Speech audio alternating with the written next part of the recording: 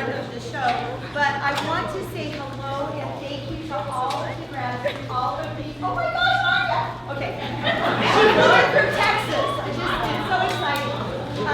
I wanted to say thank you to all of the parents and all of the grads over all these years who have made my life so wonderful and so exciting.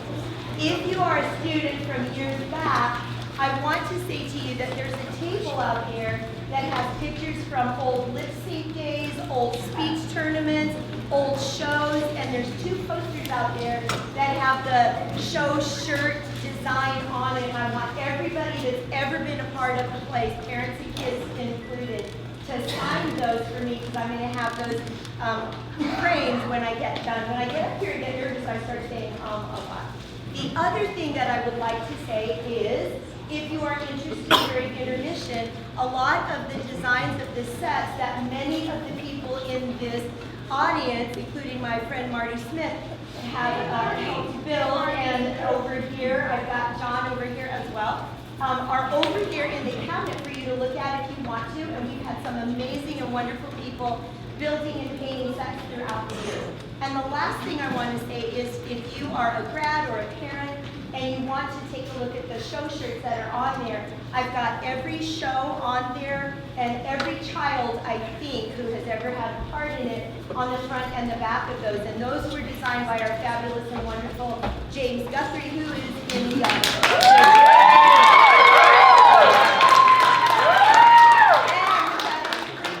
I'm so happy that you're here, and welcome to the show.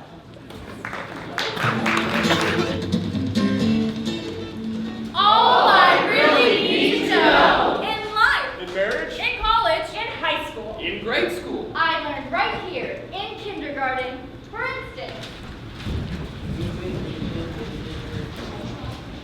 Okay, kids, 1, 2, 3, eyes on me. Oh, you can do so awesome. Now I'm wondering, how many of you can draw? I drew a cactus. I drew my sister playing a baseball. I drew a fire truck eating a dog in a jungle with the sun burning at the dog. Wow, what an artist. Now, you did a great drawing. Now I'm wondering, how many of you can sing? Baby shark do do, baby shark do do, baby shark do do, baby shark. That's great. Mommy shark do do, mommy shark do do, mommy shark do do, mommy shark. Great, that was awesome. Jen, can you tell me what it is?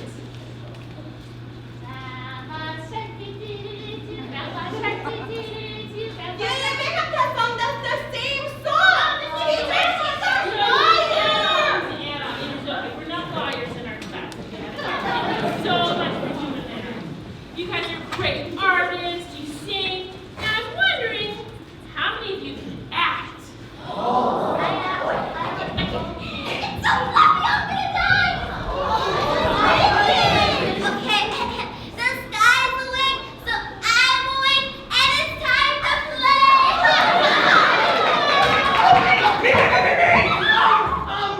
You'll always remember this is the day that you caught Captain Jack.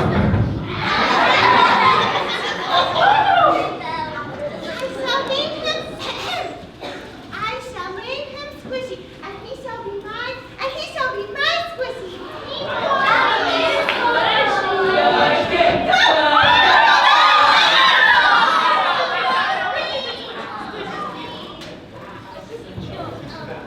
I think I know. Okay.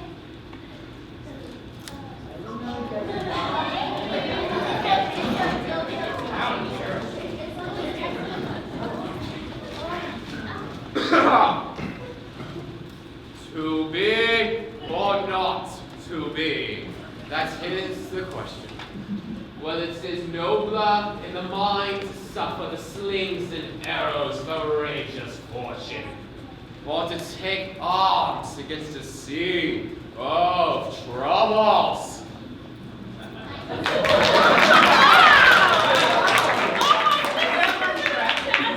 That was so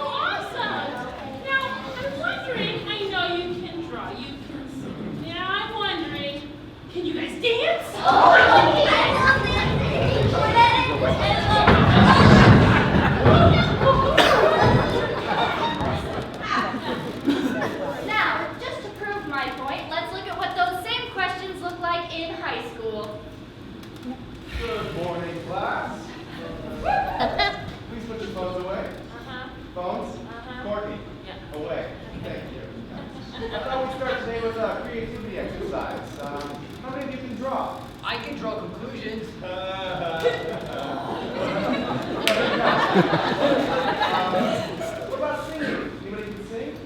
Sing in a shower, I guess. Good. Keep it in there. Okay. Come on. Courtney. Phone. Oh. Yeah. Oh, wait. Thank you. What about acting? You like to act? I like acting now. Sophomores! Yeah, it doesn't count, but thank you. What about dancing? Anybody like to dance? Oh my gosh. Do you think I sweat? No. What is with all the questions? All right, fine. Get your books out. Put your phone away. Make sure you go too. Is this the book? Yes. The paper thingy? Yeah. Okay. Yeah, what page? 202. I'd like to say things get better, but then we grow up. It seems we have lost our spontaneity, not to mention perspective on living life with our families, at our jobs, and so on. But what happened to singing and dancing and nap time? Wait a minute. Do you mean to tell me over the course of your life you learned nothing and everything gets worse? Well, no, I guess. You must have learned something since kindergarten. In high school, I helped other students in my Spanish class. In college, I built houses for people in need. I'm teaching my kids to love Jesus and be good people. So it's just the people around you that have grown complacent? No, there was this one kid, Donnie, that raised my needs. I had this awful coworker, Sigmund, who actually taught me some really great stuff. And the MOTB.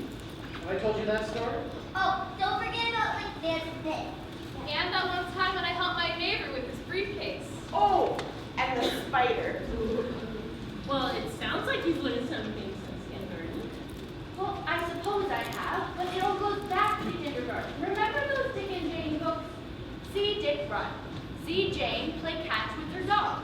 See the Tyrannosaurus chase the people in the park. That's not I now see those things at play in my own life. I see my teacher being patient with me learning Spanish. I see my friend's compassion helping others in need. People loving me teach me how to love my kids. It's true, in these uncertain times, whether you're 6 or 60, you need to come together and hold hands.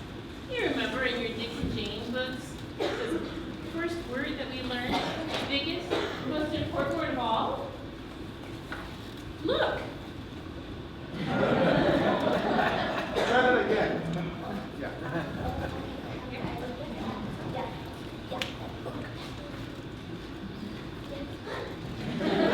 We're still doing the kindergarten station? The biggest, most important word of all. Look!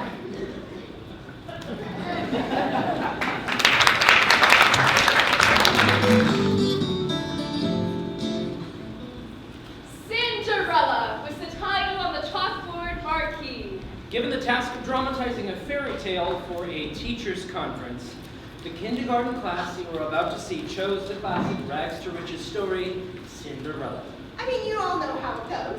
Shy, agreeable protagonist, victimized by abusive step-parent, waits to be rescued by wise, matriarchal figure who rescues her from codependency into bliss. In other words, if you're good-looking, good at heart, and have a fairy godmother, you've got it made. This was a smart decision from the teacher's point of view because Cinderella has so many parts and there are so many kids in the class, every kid can have a part. And all the kids got to pick their own part and their own costume. A list of characters was compiled by the class talk to the plot of the drama. There was the absolutely ravishing Cinderella! The evil stepmother. The two wicked but stupid stepsisters! The beautiful and wise fairy godmother! Well, I guess I'm gonna be the pumpkin. The mice. Coachman! Orphan! I'm the court jester! All the people at the king's ball. General! Admiral! Right! I'm the princess! Hi! Don't you like red? It's really, really beautiful.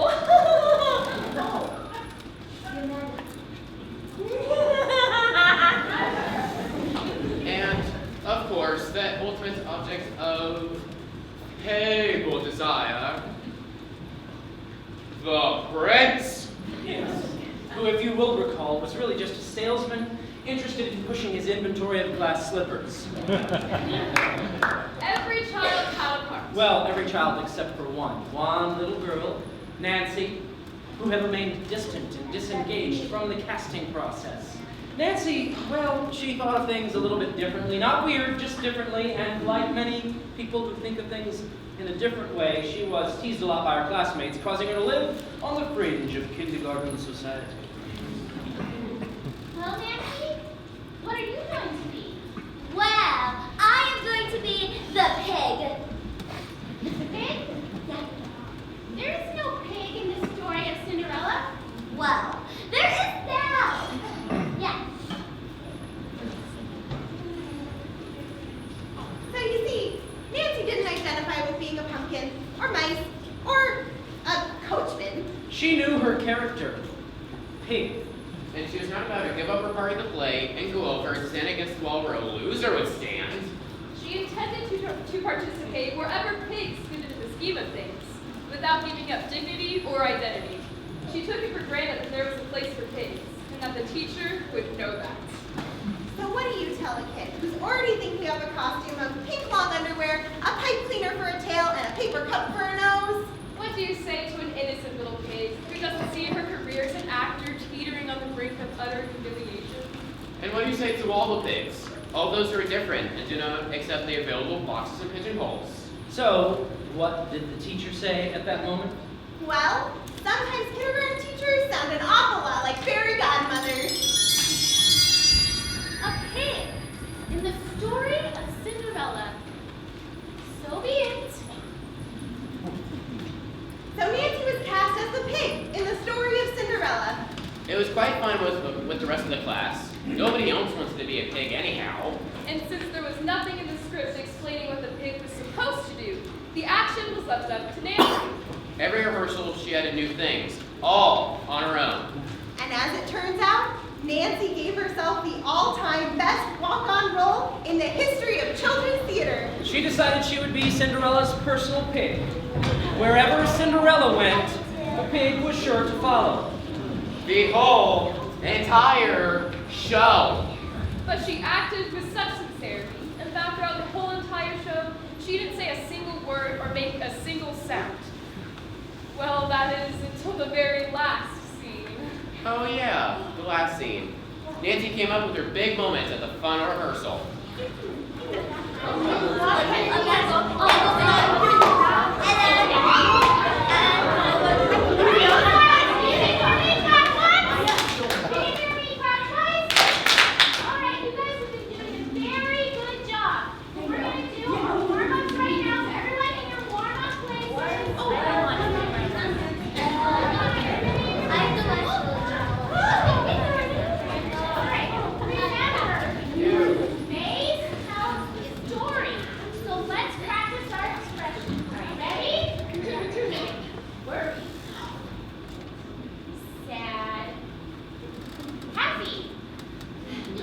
Hopeful, confused, angry, bored, pleased, sick, really sick, super sick. The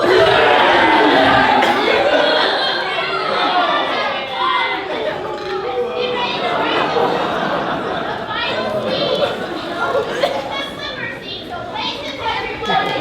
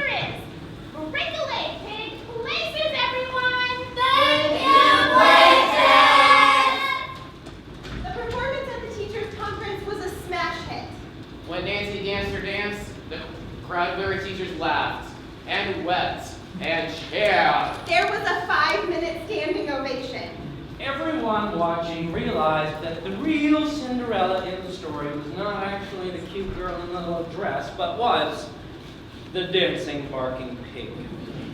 And everyone knew that the real fairy godmother was not the child waving her fairy wand, but the teacher, standing, weeping in the wings. There were many other invitations to perform this same play for other school functions, and often the teacher had to explain what it was about the show. What makes this thing so unique? Why is everybody talking about it? Well, you see, it has a pig in it. What? Yeah, there is a dancing, barking pig. Do you realize that there is no dancing, barking pig in Cinderella? Well, there is now!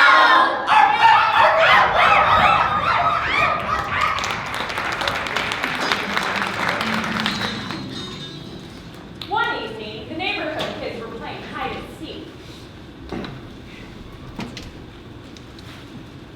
I haven't played hide and seek in like 20, 30 years. Huh. I could probably join their game if I asked, but you know, adults don't really play hide and seek, not for fun anyways. Did you ever have that kid in your neighborhood who did so good no one could find them? We did. She would find this impossible to find hiding spot, and then we'd give up looking for her, leaving her to rot wherever she was. Sooner or later, she'd show up, upset at us that we stopped looking for her. And I was upset at her that she wasn't playing the game the way it was meant to be played. There's hiding and finding, we'd say. And she'd say, It's hide and seek, not hide and give up. Blech. we'd argue about who made the rules and if we were going to play together again. It became a game of hide and seek and yell. Doesn't really matter though, because you know, next time we play, she hid too good again. You know, she's probably hiding somewhere for all I know. I haven't seen her in years. Well, this neighborhood game goes on, and there's a kid hiding under a pile of leaves out under my window. Most everyone else has been found, and well, he's still there. Pretty good hiding spot, right? Kind of think about going out and telling his friends where he's hiding. I also think about setting the leaves on fire. But instead, hey kid, get found! It's hard to know how to be helpful sometimes. So, last year, a friend I knew, he was diagnosed with cancer. Terminal. He was a doctor and he knew about dying, and so I guess he didn't want us to go through that because he was sane. And he kept it a secret and he didn't say anything. And then he died. People said how brave he was to suffer in silence. His friends and family, we were so hurt. He didn't trust us, didn't trust our strength, didn't trust our prayers. He didn't say goodbye to us. I didn't get to say goodbye. It's hide and seek grown-up style, right? Wanting to hide, needing to be sought, but confused about being found. You know, Courtney, there's another game that you can play. Yeah. Instead of hide and seek, I like to play sardines. Now it's sardines. The person who is it goes and hides, and then everybody else goes and tries to find them. And when they find them, they don't let anybody know. Instead, they get in and hide with them, so that they don't have to hide alone. Yeah, and then pretty soon everyone's hiding together in this big heap. Stop. And then somebody giggles. Then somebody laughs. And by the sound of laughter, everyone is found. Remember Ecclesiastes 4:12. With a friend, you can face the worst. Can you find a third? For a strand of three is stronger together.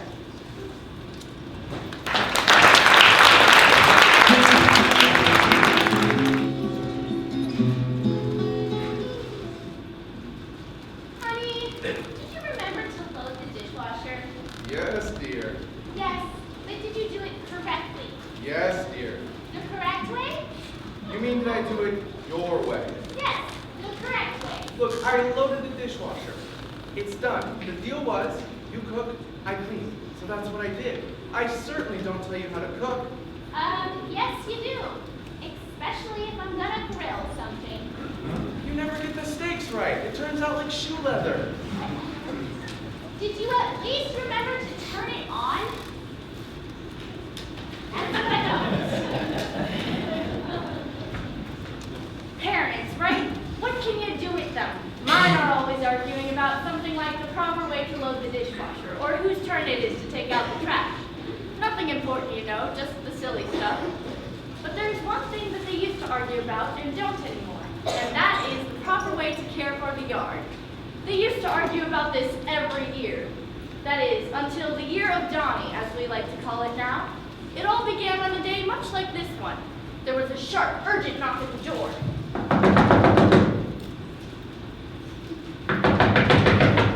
Someone gonna get that? I clean. Really? Fine, I'll get it. Honey. There's a small boy standing there with an odd expression. He hands my mom a flyer on a much folded piece of paper. My name is Donnie. I will rake your leaves. $1 a yard. I am deaf. You can write me. I can read. Now, behind our house is this row of tall, middle-aged, matronly maple trees, extravagantly decked out in a million-leaf sequins. And in season, these sequins detach and lie about the feet of these matrons like dressing gowns they've just stepped out of in preparation for the bath of winter. I like the way it looks. I like the way it looks very much. I don't. And the gardening magazine doesn't like it either. Look, leaves are good for the grass. They're untidy. They're moldy. They're slimy. There is a reason for leaves. There is no reason for mowed grass. So say I. So say I? What are you, Shakespeare? There is an unspoken accusation in the air of laziness. We've been through this before. But that year, a bargain had been struck in the name of the scientific method. Look, how about half the yard gets properly raked? Fine. And the other half is left to the care of nature. And come summer, we shall see. So, my half is properly taken care of. And mine is not. We shall see. Yes, we will. You know, in a way, the trees are there because of the leaves. Zillions of seeds have helicoptered out of the sky to green the earth, and the leaves follow to protect and nourish the next generation of trees. But stony ground, rot, bugs, bacteria, birds, and people all interfere. But somehow, some seeds make it. Some tenacious little seeds take hold and hold on for dear life, and they plant themselves to survive to become the next generation. This process has been going on for ages, much like my parents' argument. My name is Donnie. I will rake your leaves. $1 a yard. I am deaf. You can write me. I can read. He holds out a small whiteboard and marker with patience, hope, and goodwill. How do I explain to him about the scientific method, the experiment going on in my backyard? As he turns to go, my mom quickly took the board and wrote, Yes, you can rake my leaves. There was a grave nod from this attentive young boy. Do you rake them when they are wet? Do you have your own rake? No. This is a big yard. I think I should give you $2? 3? Okay, 3. You got a deal.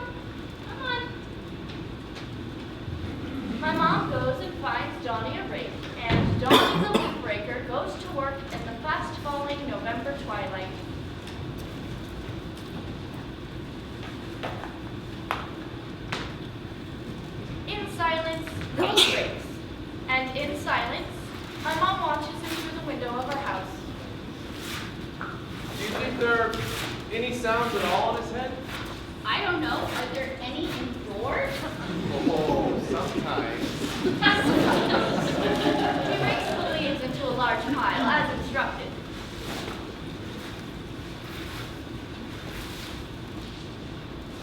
When he is done, I'm going to push those leaves back to my side of the yard. Of course, dear. My mom is stubborn about this, but Donnie the leaf raker goes back over the yard, picking up the missed leaves by hand and carrying them back to the pile. He is stubborn about his values. Raking the leaves means all the leaves. After a while, he signs to my mom that it is getting dark and that he must go home to eat, so he leaves the work unfinished. Do you think he'll come back? I hate him in advance. You're getting more cynical in your old age. But come morning, he is returned to his task. After much meticulous work, the yard was finally leaf-free. Then we see him stoop down and pick up some of the brightest leaves and stuff them into the pocket of his sweatshirt, along with a handful of helicopter seeds. He motions through the window, signing that the work is done, and as we watch him walk away up the street, we see him toss one helicopter seed into the air after another, and my mom stands at the window in silence, smiling at his grace.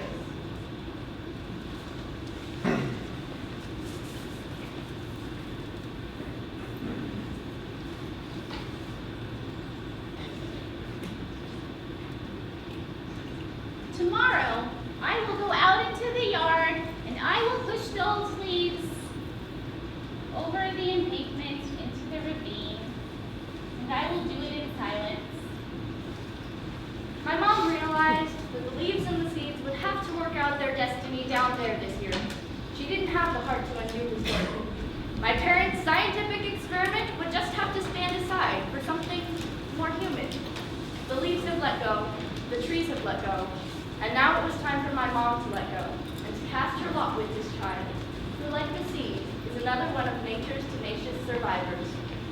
Hold on, Donnie. Hold on. Did you remember to take out the trash? That's what it was.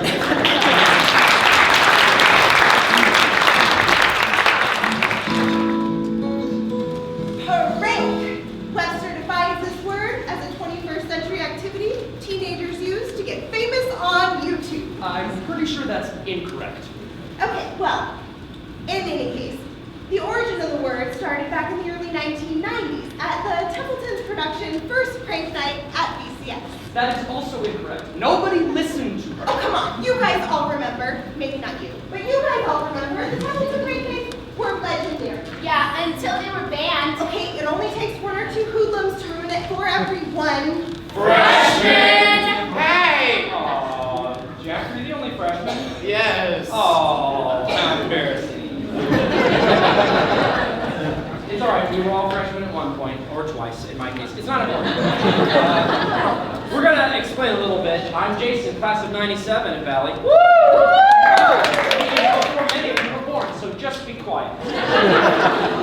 So, prank night began back when dinosaurs roamed the earth in 1994. When I was a sophomore at Valley, we did not have this building to do shows. We did our shows in a strip mall at Southern and McClintock next to the Goodwill store. And the show was I'll Be Home for Christmas. It was a dinner theater show. You come in, you get your food, and then you watch the play. Crystal and I were in the show together, and it was unique. So every time a mom looked in a crock pot to keep the food warm, the lights went out. Oh no, my lasagna! So it was either eat old food or play in the dirt. So caused a little bit of stress for Mrs. T. So in order to provide some levitation, Mrs. Templeton, I remind you that's the teacher and the director of the show, she took it upon herself to stand off stage while the actors were performing their craft, and she, from a styrofoam cup, shot out pieces of ice onto the actors, where the audience couldn't really tell, other than the actor who like that. Yeah, so that, haha funny. That's where pranks begin. So I think I have a few pranks on you in the following show. Really? Yeah, can you speak for yourself? Uh-huh. So you had this, I don't know if you remember, you had this one scene where you were in a classroom by yourself. I was performing a soliloquy. Yes, and all of the other kids in the class was gone, because you know at ballet when somebody, when choir's gone or somebody's gone, ballet's gone. Yeah.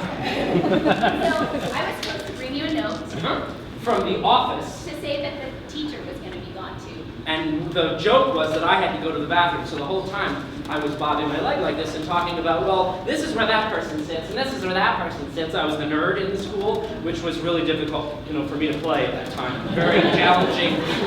So I come in, the most popular girl. Right. And I pass him this note. And on this note, I have written some fun things. This is a prank. So I have one of the notes from 24 years ago. All right.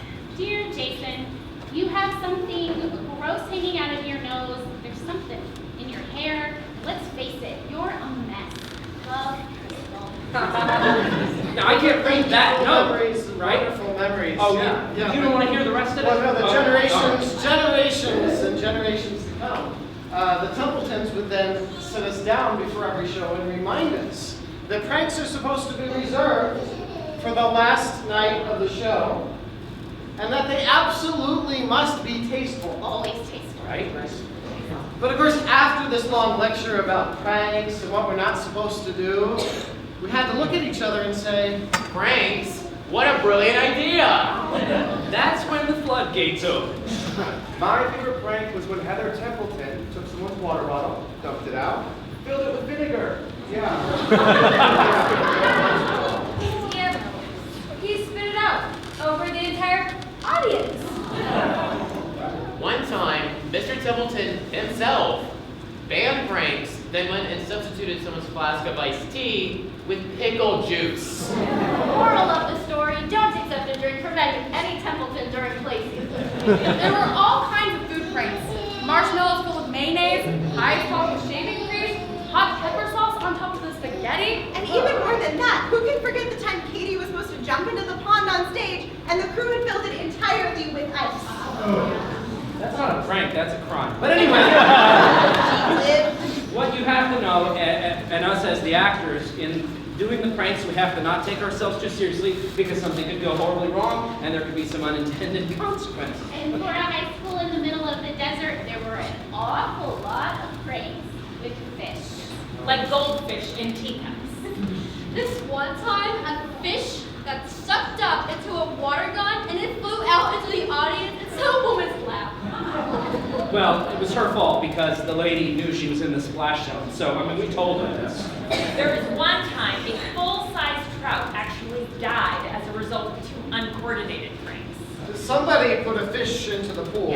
And somebody else turned the pool into a bubble bath. No. We are not going to laugh at this. That is not funny. We are having a moment of silence for these fish. I said that we are going to have this moment of silence. Dalton, it was literally 20 years And ago.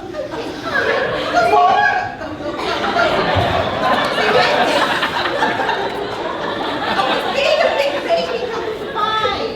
You might think of pranks as things that tear us apart or emotionally scar us in some way. Like that time when Jeff put Vaseline on the phone, I had to answer. He's still not saying. Run, Jeff, run. Yeah, but in the end, this whole crazy drama club means togetherness.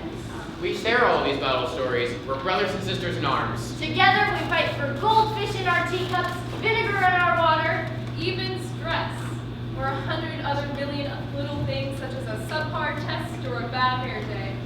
Ironically, drama didn't teach me how to make a viral video. It taught me about the struggles in life. And how those struggles can turn into something wonderful, and about the amazing people God has put in our lives through drama. They say laughter is the best medicine. Yeah, Mary Poppins sings about it in the movies. But it's also in the Bible. Proverbs 17:22. A merry heart does good like medicine. It also says in the Bible that we should bear with each other, forgive each other, love each other, support each other, lift the other up. And prank each other. No, that's not in the Bible. It's in the Dalton James version. Look it up. So I guess what we're trying to say is, up here. For us, it's more than just a performance. It's family. Aww. Hey guys, did we get different night? No! Freshmen,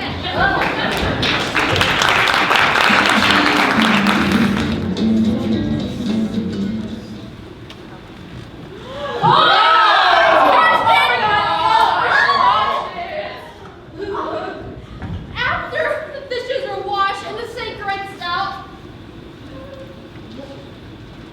there remains the bottom of a string strainer. What I will call momentarily some stuff. Now, any rational, intelligent, objective person would say that this is simply a mixture of food particles too big to go down the drain, composed of bits of protein, carbohydrates, fats, and fibers. dinner, dandruff. Furthermore, the person might add that this material was first sterilized by the high heat of cooking, going through the detergent and then rinsed. No problem. No problem! Yes, it is a problem! Any teenager who has been forced into washing dishes knows this explanation is a lie. That stuff in the sink, toxic waste. Deadly poison. It's a danger to your health. In other words, it's about enough to make you curl. Oh, please. Your mom deals with that stuff all the time. Yeah, one of the many, many reasons I have so much respect for my mom is because she reaches into the sink with her bare hands Bare hands. and drops that lethal gunk into the garbage. I can top that. I saw my mother reach into the wet garbage bag and fish around in there looking for a lost teaspoon. Bare-handed. A kind of unbelievable courage. She found the spoon in a clump of coffee grounds mixed with chicken fat and scrambled eggs. I almost passed out when she gave it to me to wash. Once in French class, we learned the word ordure, and when the teacher told me it meant Unspeakable Bill. I knew exactly what she was talking about because I see it every night in the bottom of the sink. That night at dishwashing time, I told my mother we have ordure in our sink. She gave me her, my daughter the idiot, look and explained. The dinner you have just eaten is at this very moment in your stomach in just about the same condition. Rotting! No matter what my mother thinks, I know what that stuff in the bottom of the sink strainer is. Lethal accepted. It will give you leprosy or something even worse. If you should ever accidentally touch it, you must never, never touch any other part of your body until you have boiled and soaked and rinsed your hands. Even worse, I know that the stuff can congeal and mush up and mutate into some living thing that can crawl out of the sink and get loose in the house.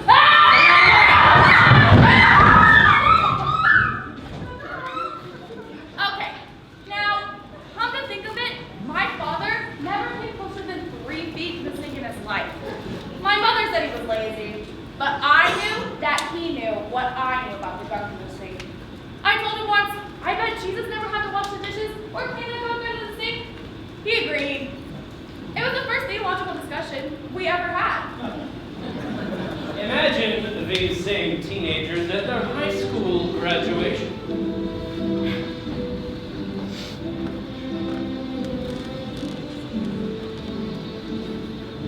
The speaker would address them.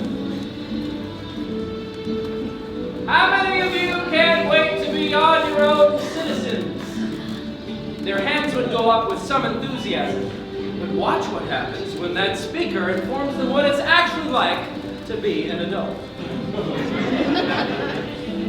Wonderful! In order to be adults, you've got to clean out the sink strainer. You got to clean up the babies when they poop and they pee.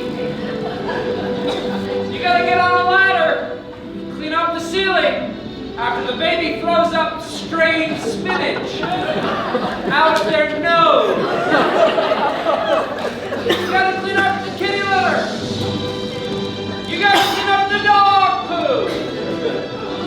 You gotta clean up your pets when they get run over in the street.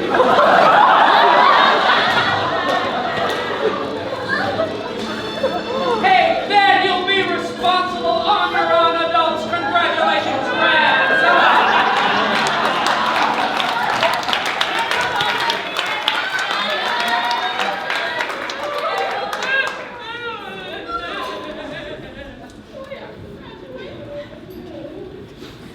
Some of us students may not want to go on at this point, but we might as well just face the truth. Taking out the garbage of this life is a condition of growing up. Being an adult is dirty work. But someone has to do it!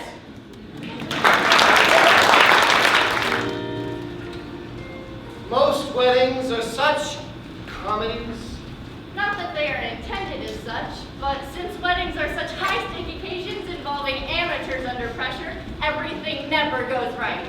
The central figure in this drama is the mother of the bride, the MOTB. Normally a polite, reasonable, intelligent, and sane human being, Mother became mentally unhinged at the betrothal of her daughter.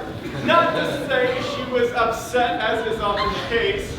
Quite to the contrary, she was overcome with joy, and in the process, very nearly overcame everybody else with that joy. Nobody knew it, but this lady, this MOTB, had been waiting with a script that would have met with Steven Spielberg's approval. A royal wedding fit for a princess bride. Yes, the father of the bride began to pray for an elopement.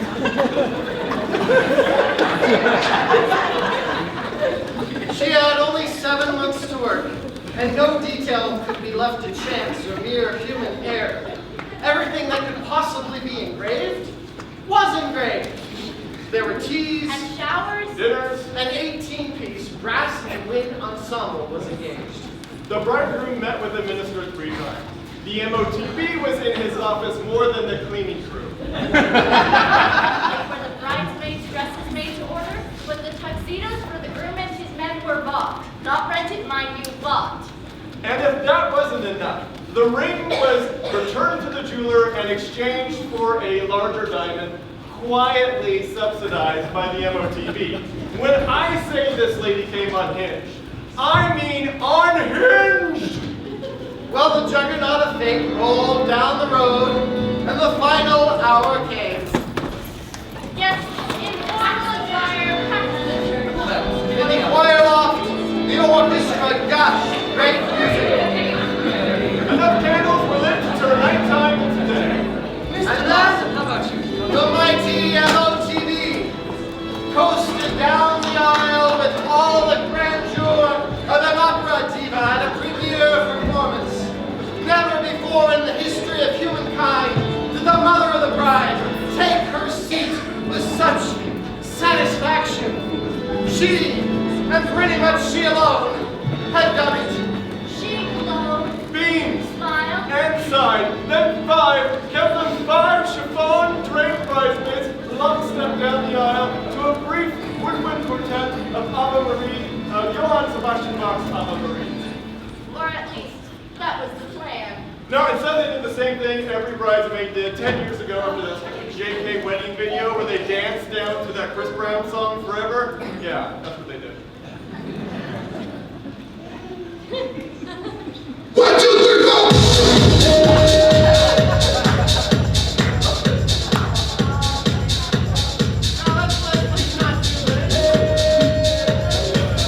Let's fast forward to this part. Fast forward.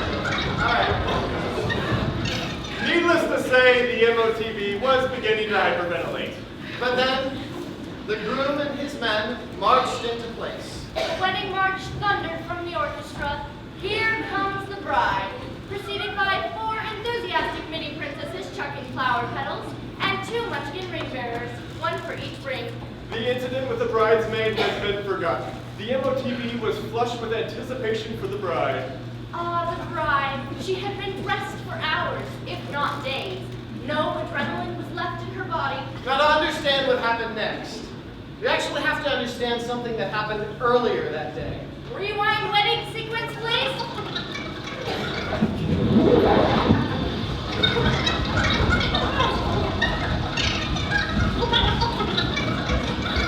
Alright, so here's the deal.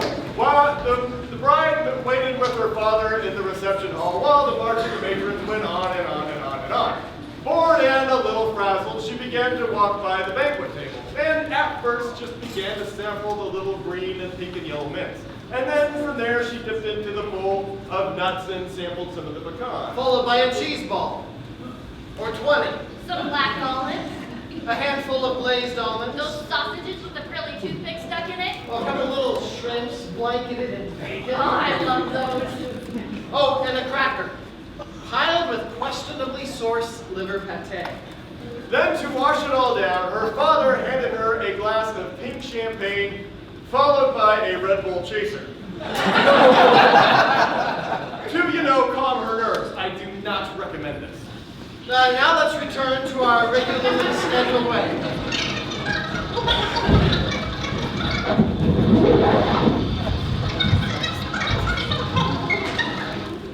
What the MOTV noticed as the bride stood in the doorway was not her dress, but her face. White. For what was coming down the aisle was a living grenade with the pin pulled out.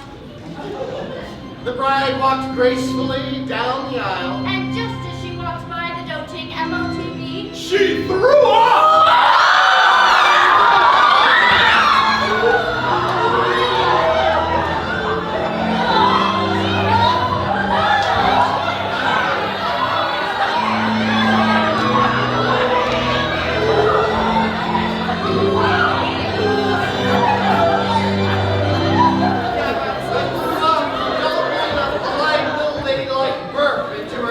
No, she threw up and she puked. I mean, there's just no nice way of saying it. I mean, she imposed the front of the chancel. She had two bridesmaids with a direct hit, and then the minister and the groomsmen all picked up the shrapnel. Groomsmen rushed heroically off stage. Lady Princess Flower, girls squall. Bridesmaids sobbed. Only two people were seen smiling. One was the mother of the groom. And the other was the father of the bride. Babe, you got hosed.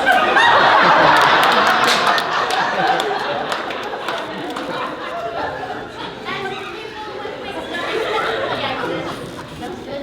the smell of fresh drench drifted across the church. I'm quite sure of the details. Yes, we have it all on videotape. 3 cameras worth. Thanks to the MOTV, she thought of everything.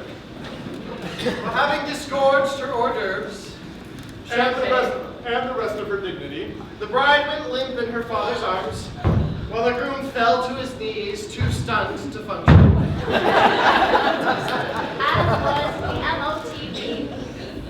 Then tears welled up in the bride's eyes. Not because her wedding was ruined, but because the MOTV's wedding was ruined. She had embarrassed and ashamed the MOTV in the worst possible way. The MOTV slowly took in the devastating chaos around her that had ruined months of planning, years of dreaming, and thousands of hard-earned dollars spent.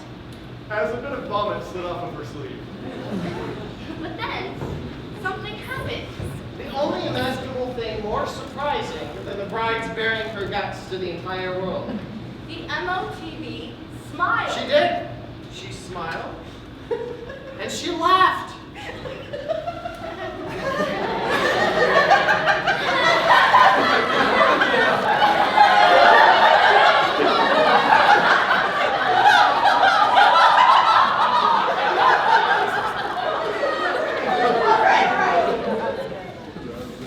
The wedding must go on. Guests, please join us in the reception hall. Guests were invited to adjourn to the reception hall. Where the smell was considerably less. And the guests did not eat as much as they normally would have. And then the MOTV did something she hadn't done in as long as she could remember. I I improvised. That's right. She outfitted the wedding party in the best aprons that the kitchen staff could find. To cover the, shall we say, unsightly stains upon their wardrobe. And sent several of the guests in a quick flight around town, buying every store within a mile out of every candle they had on the shelf. To cover the adieu. Odor. Well, the cast was reassembled where they left off. The bride was consoled, cleaned up, fitted with the bridesmaid's dress, and hugged and kissed a lot by the groom. She'll always love him for that. Yeah, let me tell you, when this guy said for better or worse, he meant it. A single jazz guitar played a quiet air, words were spoken, and seed was done. Everyone cried. Mostly because the groom held the bride in his arms throughout the entire ceremony. And no groom ever kissed a bride more tenderly than he. Aww. It was a beautiful wedding. It was a memorable wedding. It was the happiest wedding. It was the most relaxed. After vomiting, of course. Of course. But that's not the end of the story. On the 10th anniversary of this memorable affair, a party was held, a feast was laid, best friends invited, and event hosted and organized by The father of the bride. The FOTB. You see, the MOTB had retired. At this beautiful party to commemorate the life-changing event, 3 TV sets were procured to show every camera angle present at the unsightly affair. Much laughter was had. And an improvised commentary broke out by the survivors of that fateful evening. And all was well. The married couple, along with their 2 children. Yes, 2 children. And the relaxed, illustrious smile of the MOTB. Or as she is now known, The ASG2. The always smiling granny of 2. Actually, we're going to have to change that to ASU.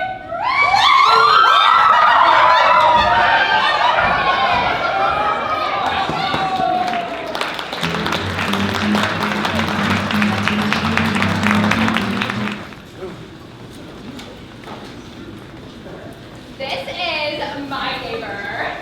Nice lady. Coming out of her front door now on her way to work in her looking good mode. Yes, neighborly work. Coming out of her front door now and picking up her safe luggage. Her lunch bag, gym bag for aerobics, and the garbage bucket to take out. She turns, sees me the big smiling hello, takes several steps across the front porch and goes,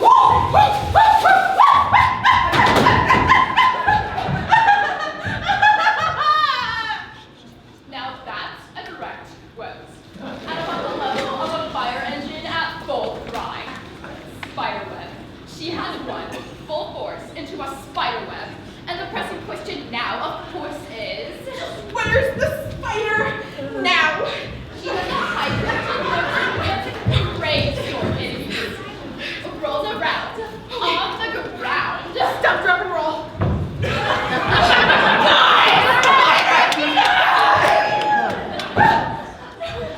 Clutches at her face and hair. Tries looking at the front door without locking it. No! Tries again. Breaks off the key in the lock. And then ultimately runs around the entire house with a Doppler effect of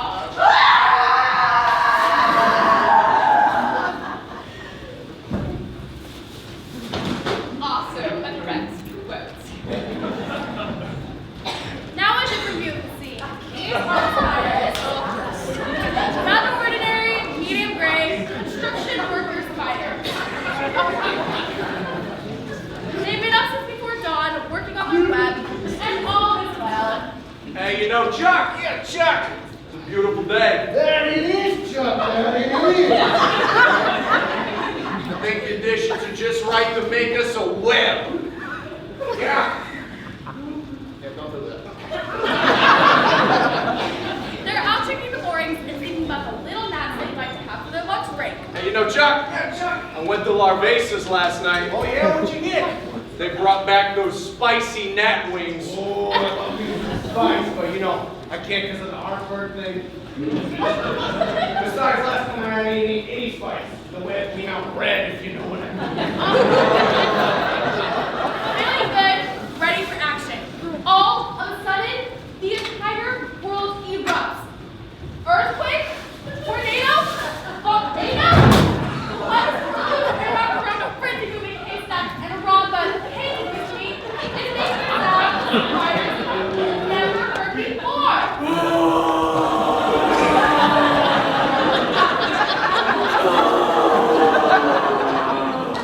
Chuck! This thing's way too big to eat later, and it's moving way too much to hold down.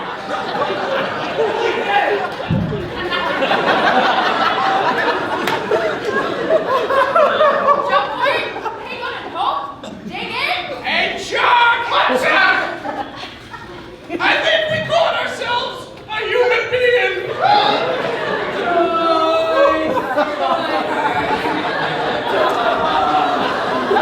Like Dumbledore! They have a body human being. And the present question now is... Chuck! What's it doing? Where's it going? And what's it gonna do when it gets there? Chuck! I don't know! I don't know! And Chuck, I don't know! The neighbor lady thinks that the spiders are about the size of a lobster and have big rubber lips and poisonous fangs. The neighbor lady will probably run straight to the shower, fully clothed, and then take a full shower and shower just to make sure it is gone. And then put on a whole new outfit just to make sure she is not inhabited. The spiders, well, if they survive this, they will really have a story to tell. Hey, you know, Chuck. Yeah, Chuck. The boys aren't gonna believe this. The ladybugs ain't either. I mean, that was a human. That was a big human. That's the biggest human I ever saw. That was at least 20 spiders big. That's a big human. That's a big spider. Now, there's a song about spiders. I think we all know it. It goes a little something like this.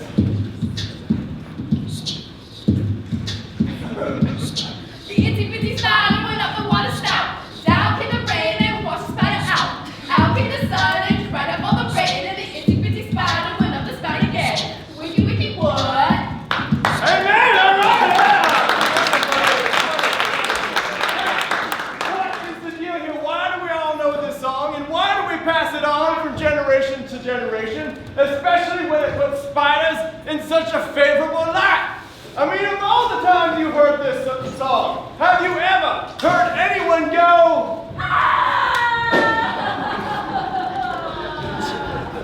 no?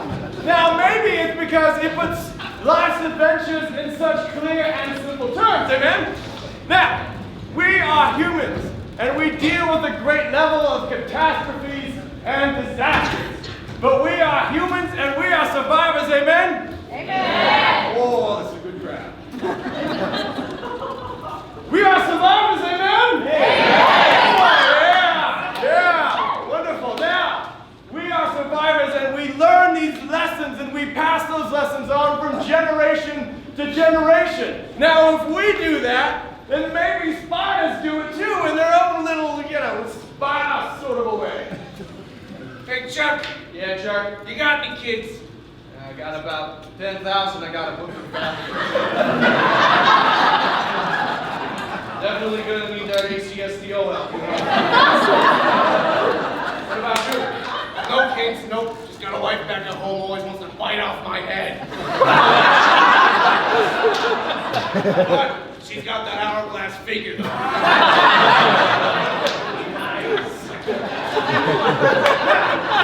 The spiders are full of life and they look for adventure. They find a drain pipe, a long tunnel headed toward the glorious shaft of life. Now, they don't even think about it. They just go up. But disaster befalls them. Greed, flood, powerful forces flush them down the drain and push them far beyond from where they came. Do they look back at the drain pipe and think, ah! Forget about it. No! No! No! No!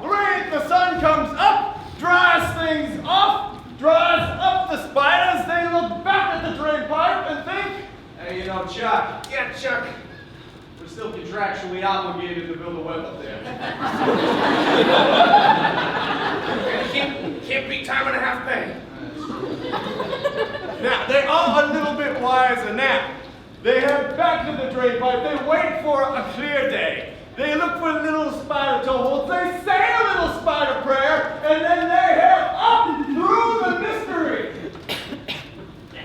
Like our spiders, we humans also have to persevere when times get hard. So we throw off everything that hinders and the sin that so easily entangles. And run the race of perseverance marked out for us. Amen? Amen.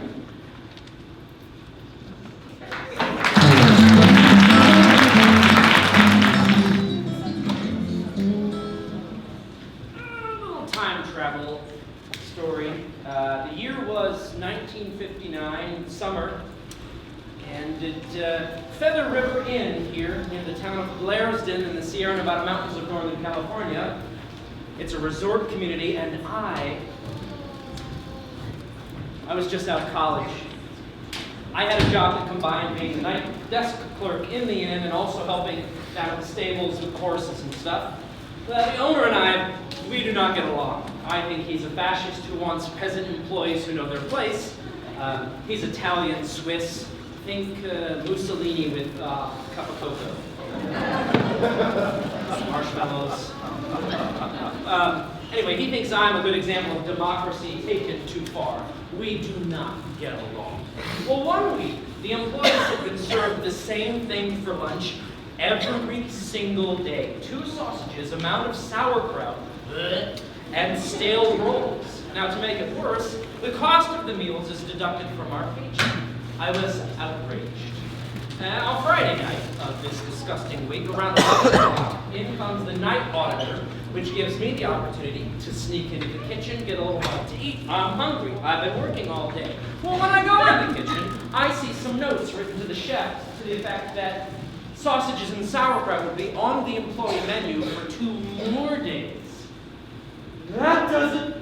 I quit! And for want of any better audience, I unloaded on the night auditor Sigmund Wallman. I have had it up to here. I'm going to take this plate of sausages and sauerkraut, go wake up the owner, and throw it out.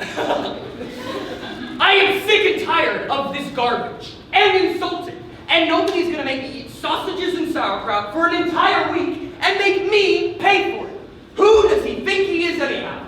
How can life be sustained on sausages and sauerkraut? This is un-American. You know what? I don't even like sausages and sauerkraut enough to eat it for 1 day, let alone an entire month. It's not a month, it was a week, but it felt like a month in here. And the whole it stinks anyway. And the horses, well, they're all just nags. And the hotel guests are all idiots. I mean, who needs 17 towels in their room? You know what? I'm packing my bags and headed to Montana, where they never even heard of sausages and sauerkraut, and wouldn't feed the stuff to pigs. You can see I was a bit agitated, okay? I'm not going to show the whole thing here, but you get the gist of it, right? My monologue was delivered at the top of my lungs, punctuated by blows on the front desk.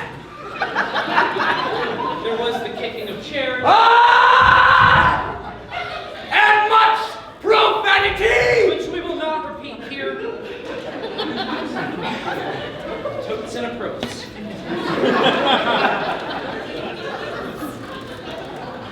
But you get it. Call to arms. Freedom! Unions! Uprisings and the breaking of chains for the working masses! Oh, the volume and ignorance of youth. As I pitched my fit, Sigmund Wallman watched me with sorrowful eyes. Put a bloodhound in a suit, and you had Sigmund Wallman. He spent 3 years in Auschwitz.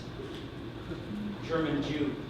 He loved being here at the night job because it gave him intellectual space, mostly peace and quiet, and a chance he could go into the kitchen anytime he wanted to grab a bite to eat all the sausages and sauerkraut he could possibly stomach. For him, a feast. More than that, it gave him a chance to be alone. No one telling him what to do, where to go, when to do it. In Auschwitz, he dreamed of such a time. And the only person he sees at work is, well, me. The nightly disturber of his dreams. Our shifts overlap for an hour, and here I am again, a one-man war party at full cry. Are you finished? No. Yes. Yes. Sit down. Yes, sir.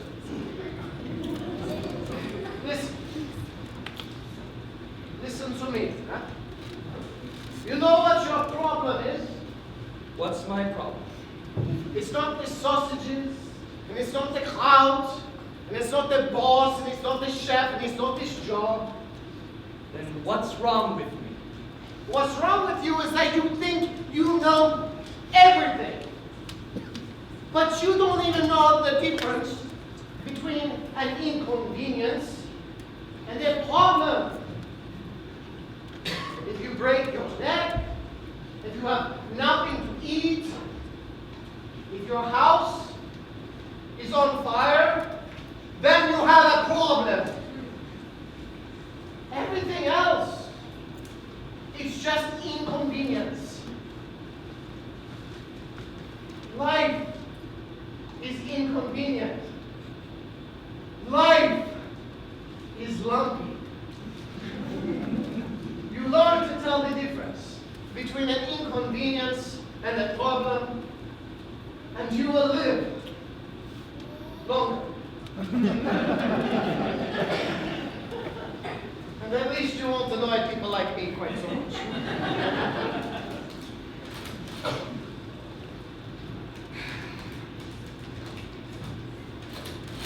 Good night.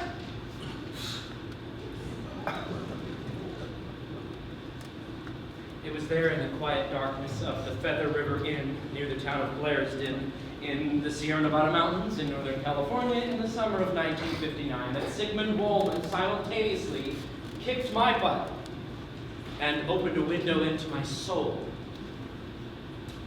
I call it the Wohlman test of reality. Problem or an inconvenience. Life is lumpy, but a lump in the oatmeal, a lump in the throat, and a lump in the breast are not the same lump. We should learn to know the difference. Good night, Sig.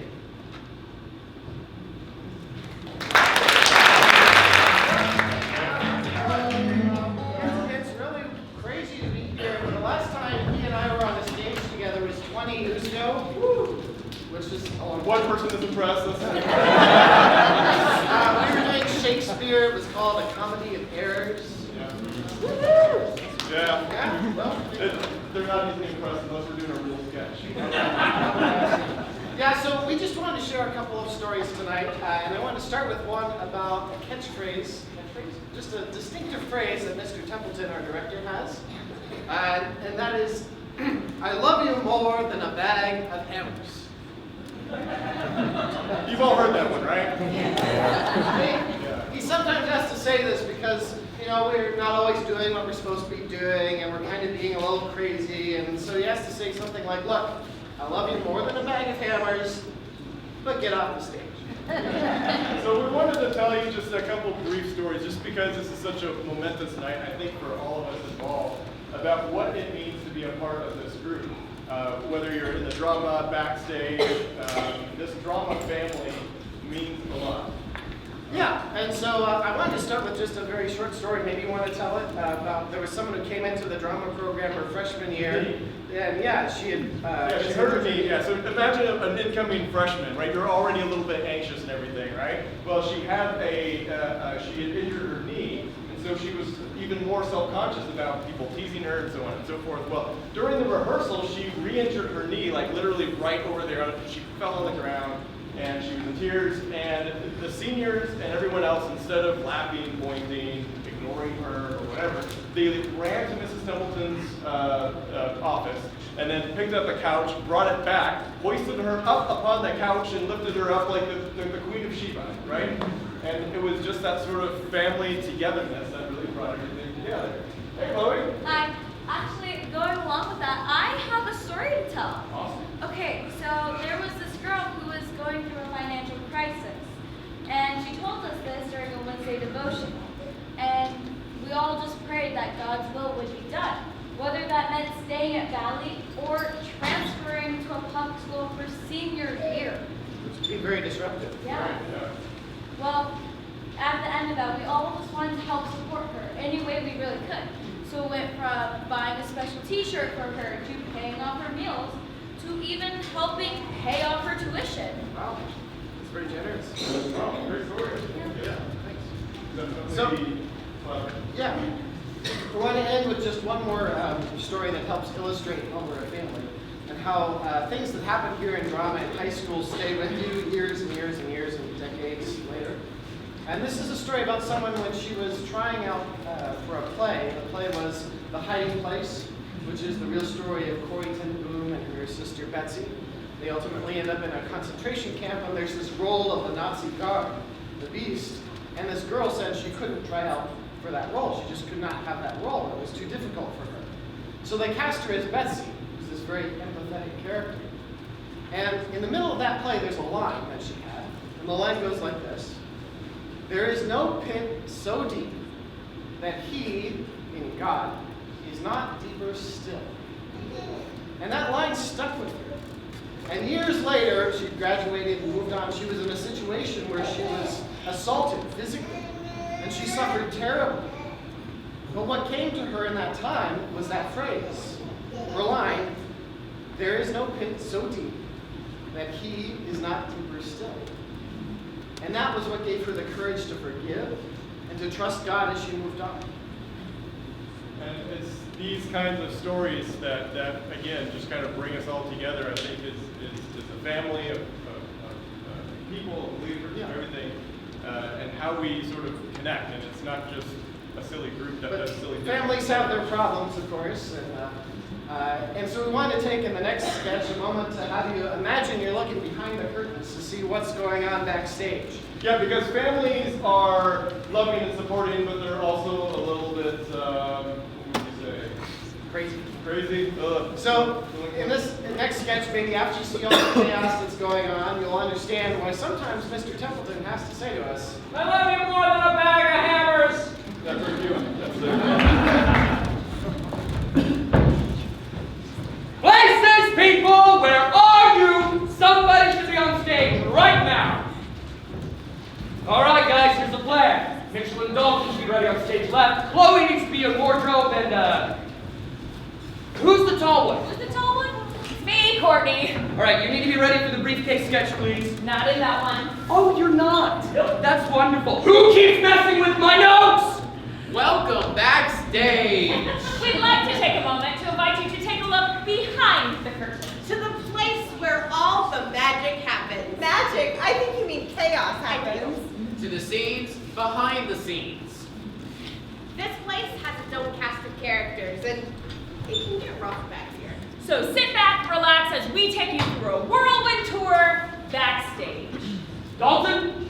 Dalton. Yeah, if you're not on stage in 3 seconds, Steve's gonna start throwing markers. 3 seconds. We start with the engine that keeps the entire show running. The stage manager. Stage manager.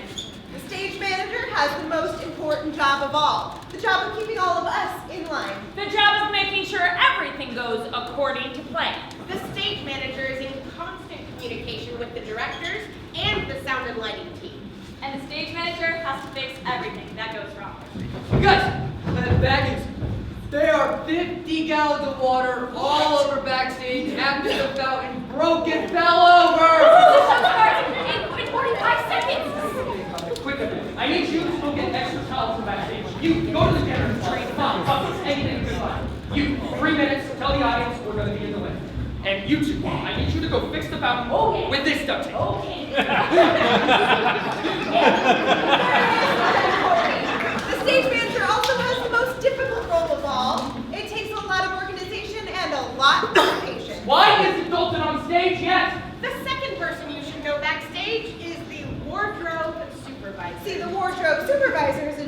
is in charge of making sure everyone's in the correct costume at the correct time. But this sometimes involves very, and I do mean very, quick wardrobe changes. Dalton, you should be in costume for the repay sketch. Okay, but you try getting out of this thing. You need to go on stage right now. With all the backstage jobs comes a great deal of troubleshooting. Why is Dalton on stage in his underwear? Because he pushed it out there. Which brings us to our next job.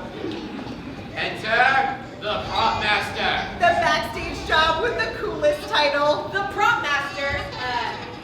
Masters the props. Thank you for that detailed description. Dalton, you got a labradoodle. Well, get them. Really? Yes. No. Either way. No. These are bull toys. No. I don't have pants on. The job that receives probably the least amount of respect and yet is one of the most important is the stagehand. Are responsible for executing elaborate scene changes in very little time. For example, during the Chronicles of Narnia, we had a whole crew of stagehands turning an English manor into the magical land of Narnia, complete with fold-out trees, pop-up arches, and a giant revolving wardrobe on wheels. In 45 seconds or less! We also have someone backstage who's in charge of hair and makeup. I know what you're thinking. Easy job, right? It might be a little more challenging than you think. Okay, Mitch, this is how you put on mascara. See? Now you try.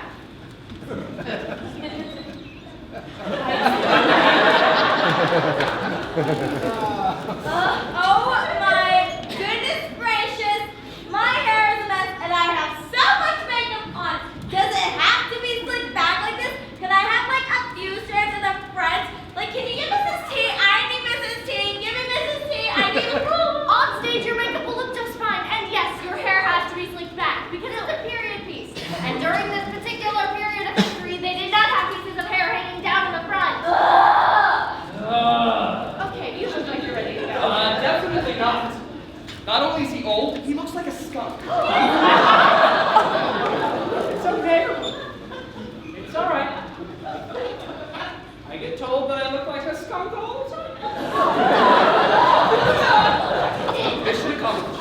Excuse me, I do not have nearly enough makeup on, and my hair is way too big. Somebody needs to fix me. Fix this. Nothing's broken. They're ready to go. Hey guys, I blinded some women in the audience with my thighs.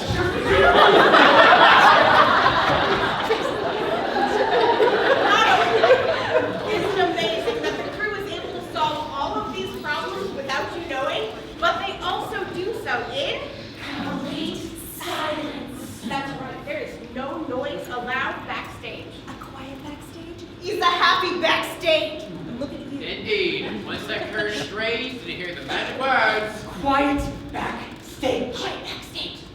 This is when all those miming lessons the Templetons got the other kids. You remember. But that's not all. They do all of these things in Complete darkness. But sometimes in darkness, accidents happen. One time, Matt missed a step, tripped and broke his ankle. another time Zuzu fell off the stage and broke her foot. And Marissa just tripped over a rock. Don't worry, guys, she's bruised and not broken. Totally fine. And then there was Sean.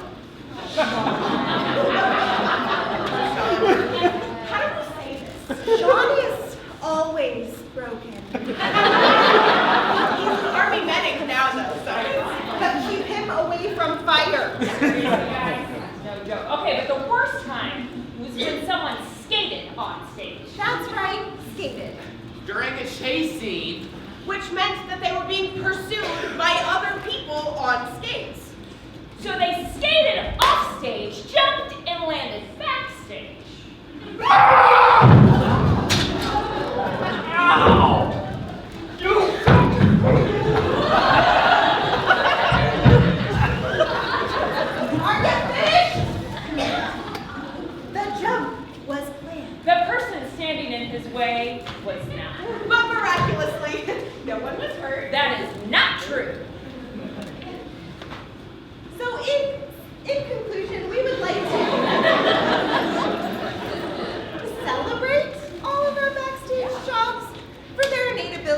us all in line, troubleshoot when fountains break, and do it all in complete silence.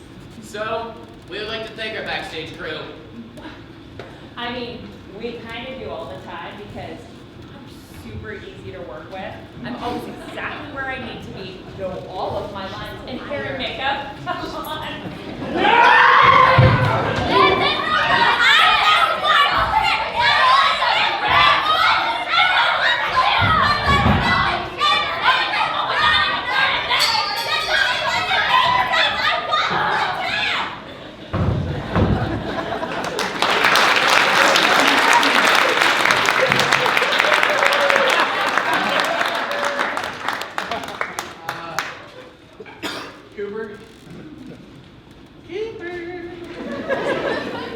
I don't have any pants still, dude.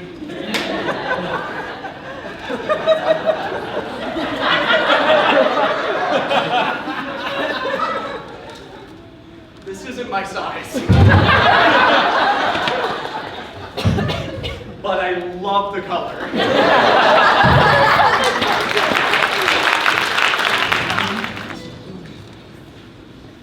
Morning, y'all. Good morning. See you later, Jill.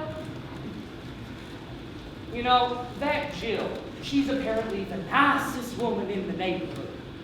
But in my personal opinion, she's rather, what's the word for it? Oh yeah, ordinary. She's also kind of bland and boring. No, there is one interesting thing about her, though. Really? She is always late. Now, I don't think she has anywhere important to be. You know, they rarely do. No, they don't. No. Well, the most time-bound man I know that also lives in this neighborhood. Oh, do tell. Ed. He's always in a hurry, and also always late. Always harassed and bugged out. I'm not exactly sure just what he does for a living, but it seems to involve buying and selling something downtown. Oh, Mr. Range Rover himself. That's the one. Now, Ed, his main mode of transportation, that Range Rover, parked right over there, I believe, is a vehicle built by the British for high adventures in the wilds of Africa. I've heard that it can outrun a lion and take a rhino charge head on. Wow.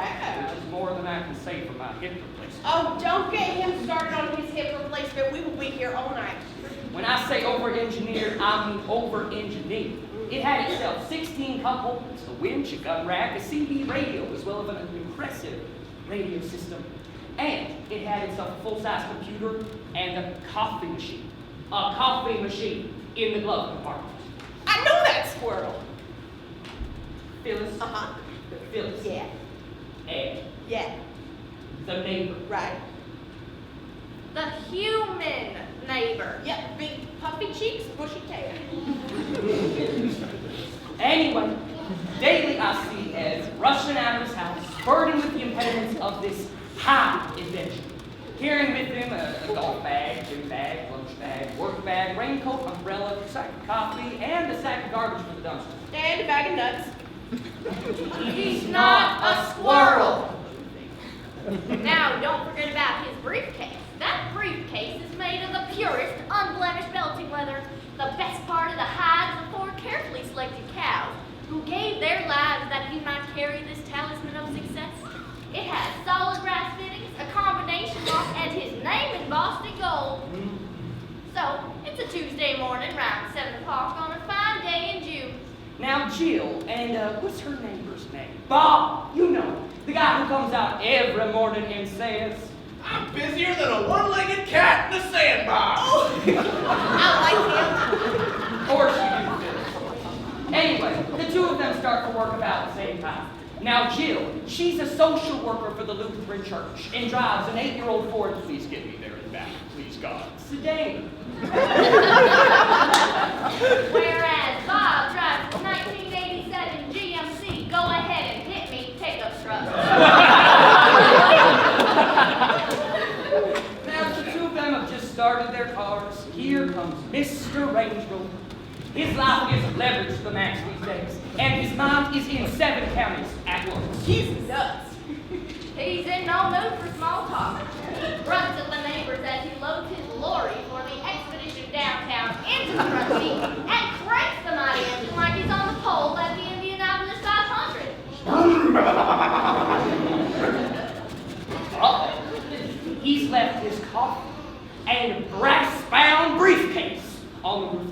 over, and there they remain as she drives away. But to the rescue comes the nice lady social worker for the Lutheran Church in Florida, urgently honking her horn, which she ignores because he's already on his cell phone talking London. But finally, her unceasing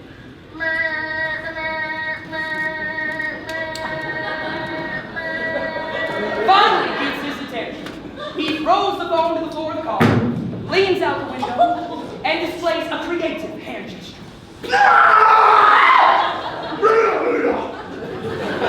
Now, despite the hideous scene, the lady is focused on her rescue mission and continues to honk her horn, urging him to stop.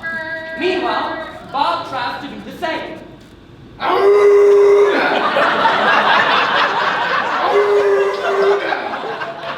With the horn he salvaged out of an old Model A. The combination of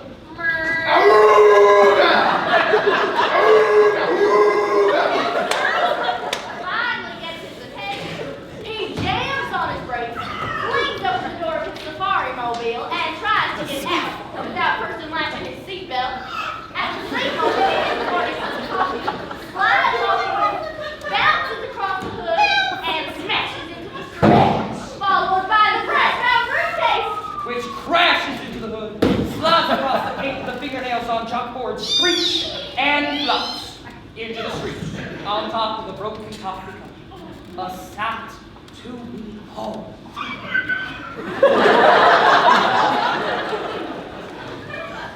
The dear lady, mission accomplished, comes slowly round the scene of the accident, smiles, waves at her neighbor dangling from the car in the clutches of his seatbelt, and sings out,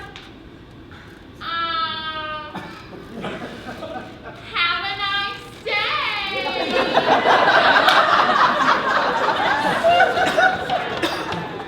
And no, as you might anticipate, she did not run over the briefcase. I would have. But I did.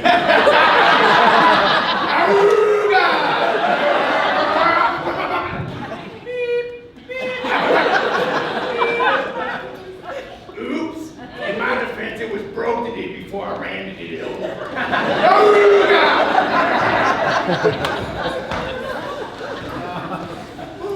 Now, I'm sure Jill and Bob meant well. It's not always easy doing good. Sure. But when Bob told Jill about running over the briefcase, she had a big old grin on her face. none of us is perfect. Did Bob mean to run over the briefcase? He did. We don't know that. I do, he did. Either way, none of us is perfect. Now wait just a minute. Is that seriously going to be the lesson of this sketch? None of us is perfect? Well, that's how I tell the story. The lesson is to always look out for squirrels. If anyone welcomes one such squirrel in my name, he welcomes me. That scripture's about children, Phyllis. Welcome one such child in my name. Well, how about Romans 3:23? For all have sinned and fallen short of the glory of God. I don't know. Would you call that sin? Well, I would. Let's call it a gray area. How about pride comes before the fall? And how about the fall guy gets punched in the face?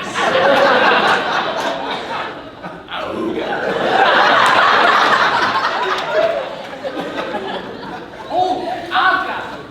How about 342 Timothy 2:19? I have mostly fought the good fight. I have mostly run the race. I have mostly kept the faith.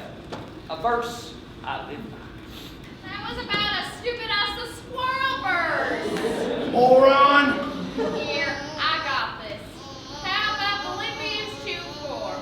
Rather in humility, value others above yourselves, not looking to your own interests, but rather to the interests of others. Fine. Yeah, yes.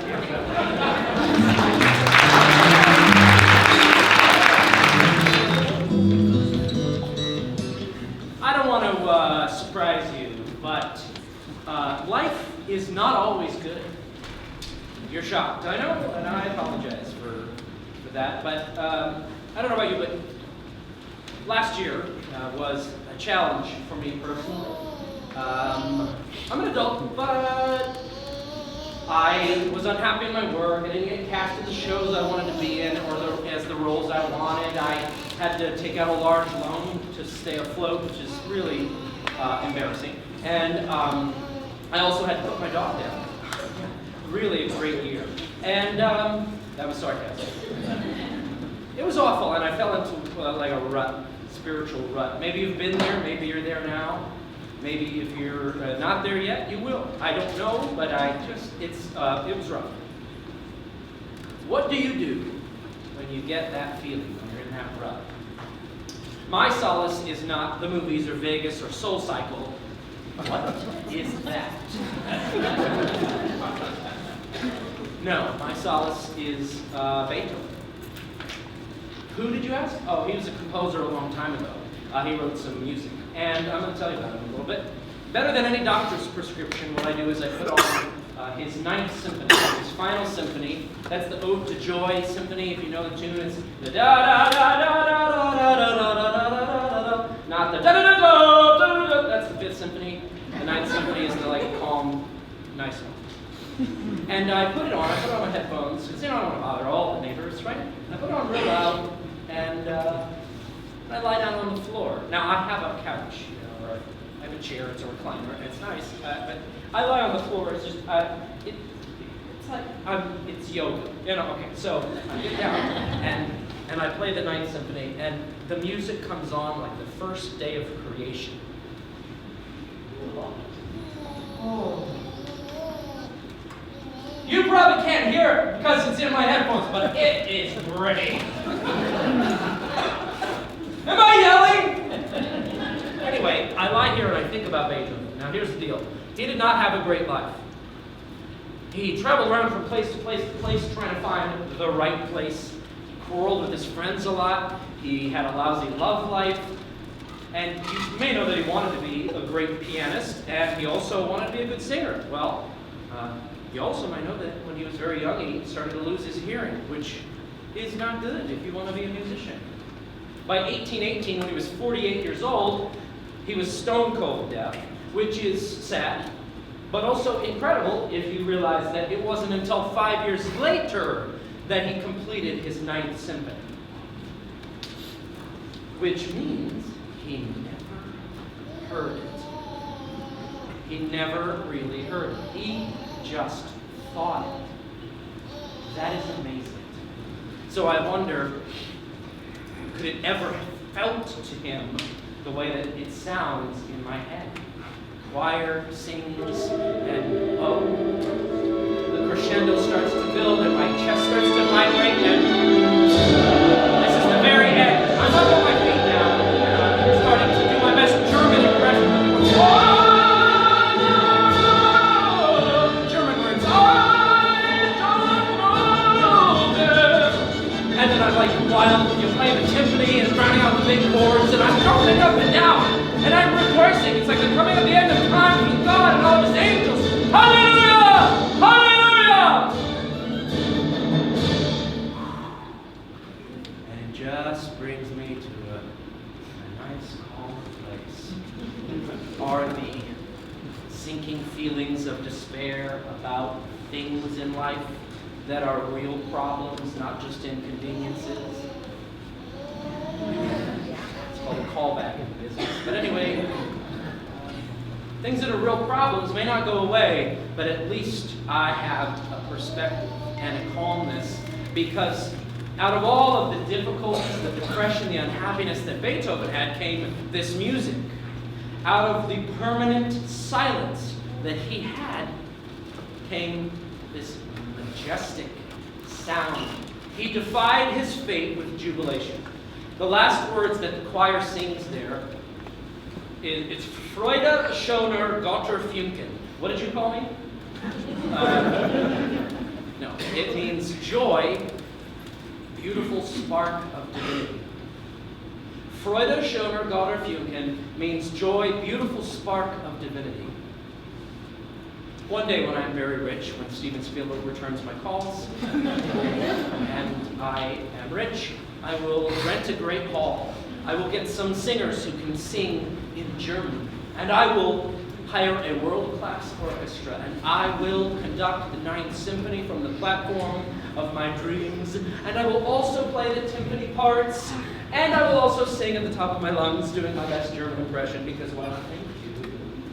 And in the awesome silence that follows, I will thank the great physician, God in his heaven, for Ludwig van Beethoven.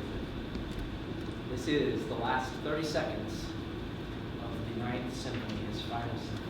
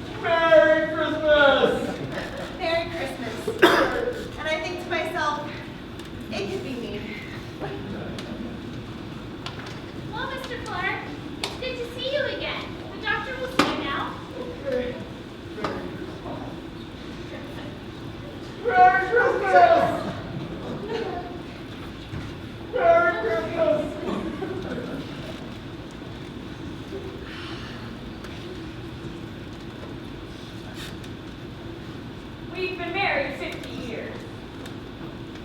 Fred, 77 or so. Oh gosh, our kids would say that his wiring's coming a little loose. There's had a couple strokes and there's some Alzheimer's, and gosh, he's just getting old, and every so often he fixes Christmas. The first time it happened, I thought, well, I've gone crazy. I mean, it was the most ridiculous thing I had ever heard, when all of a sudden from upstairs I hear, Merry Christmas! It's Christmas Eve! Let's decorate the tree! It was so strange. I called the kids and told them what was going on, and well, they came over, but they brought presents. Yes! Oh, it really was a wonderful time. The best part about it was Fred said that he couldn't remember what Christmas was like as a little boy, and asked if I could tell him. Well, you see, he had an awful childhood. His mom was an alcoholic, his dad ran off, he was an orphan at a very, very young age, and oh gosh, I didn't want to have to tell him that, so I did something I said I would never do in 50 years with this man. I lied to him. I told him the story about how he got a bicycle and a rocking horse. I told him about the story when he was in the Christmas pageant. Oh, and he just loved it. did. But that afternoon, he forgot all about it, like it never happened. We never did get to Christmas Day. Christmas Eve and its memories they were good enough. Then, of course, 4 months later, it happens again. I'm downstairs, and then from upstairs, I hear carols, and then all of a sudden, Christmas comes down the stairs again. Merry Christmas! It's happened 4 or 5 times now. Gosh, let's see. Once in July, and once in October, twice in December, and here we are in February. Each time I call the kids, and each time they come over and they bring presents, and they bake cookies, and twice we've even put up a Christmas tree. Gosh, they just love it. You see, the kids don't think of it as Christmas anymore. They think of it as Father's Day. And me, well, I kind of think of it as Valentine's Day. All right, Mr. Clark, you're all done. You can go back now.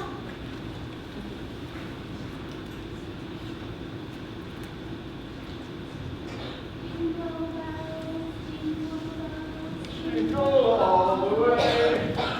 Oh, Merry Christmas! Oh, Merry Christmas! Merry Christmas! Oh, there you go, my dear. Merry Christmas.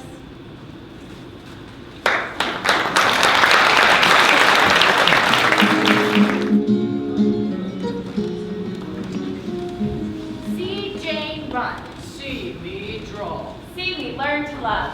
See me appreciate the lessons I've learned in life. See me learn the meaning of life. Oh, meaning of life. That's such a difficult question, but we ask it at every stage of life. It's always so difficult to answer. Okay, kiddies, you ready to sing? 1, 2, 3. Yes? What? What's the meaning of life? Aw, sweetie, the meaning of life is to not even tell it while we sing. I'm starting to think there was a deeper lesson to the meaning of life than to just not even tell it when you're singing. Maybe she meant something deeper, like always be prepared. But maybe there's still more to it. Maybe the meaning of life isn't just one thing. Maybe it's the sum of all the lessons we have learned throughout our life. To look around at the people who inspire us. Love people who are different than me. You know, people will change the way I see the world. Thank you, Johnny. Life is messy, but someone's got to do it. We persevere together. And if you ever have the chance to scare the pants off somebody, you do it! Maybe just that first one, though. Do your best. Oh, God. Sing at the top of your lungs and thank God in his heaven for Ludwig van Beethoven. I mean, those are all great lessons, but what is the meaning of life? What is the meaning of life? You want to know the meaning of life? Yes. Okay, I'll tell you the meaning of life. Sit down. Are you sure? We're kind of trying to wrap up Meaning the of show. life, difficult question. Difficult question, long answer. Sit down. Many years ago, I took a class on the island of Crete from a man named Professor Alexander Papademos. And at the end of the class, he asked, "Are there any questions?" And nobody had any questions.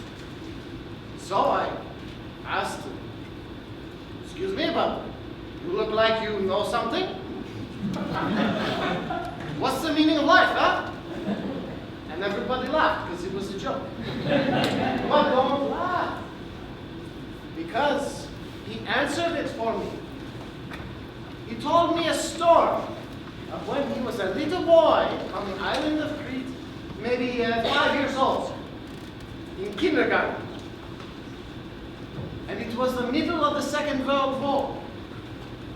The Nazi paratroopers had landed on the island. And they massacred the resistance. And they razed the village.